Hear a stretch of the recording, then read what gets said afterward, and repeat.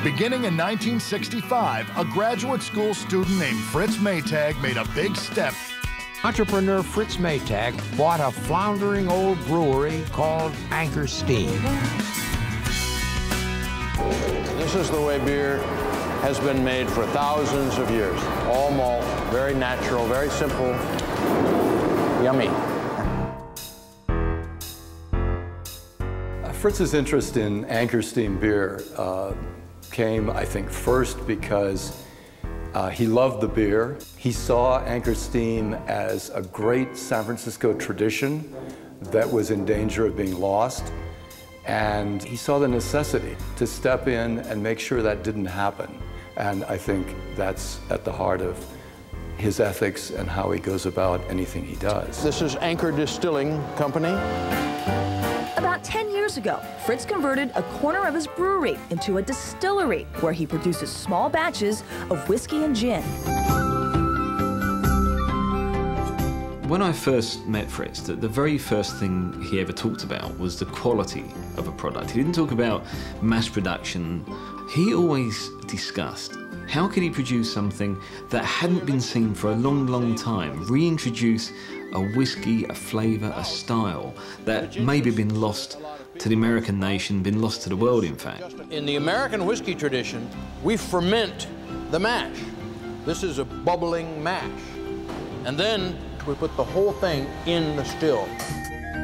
I would say the first rule that he follows in being a businessman is to create excellence.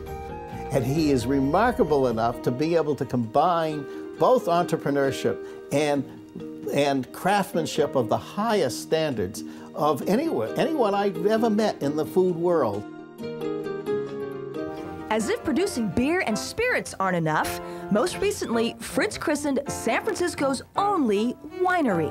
Lovely. I've seldom known more people that are more curious about how things work, what the world is about, everything that they come in contact with. You heard of Maytag Blue Cheese? It's an American original that's trying to meet growing demand while staying true to old-fashioned values. We're trying to stay small, basically not looking for new business and trying to meet the demand of our old, good customers. I think passion is a great word to say for Fritz Maytag, because he does follow with passion the whole notion of creating something that has never been there before, that just stands out and leads the rest of the world.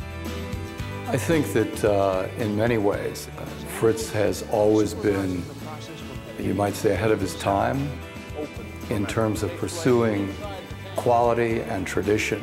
These are his life's work, and I think that's what keeps him there and the satisfactions they give.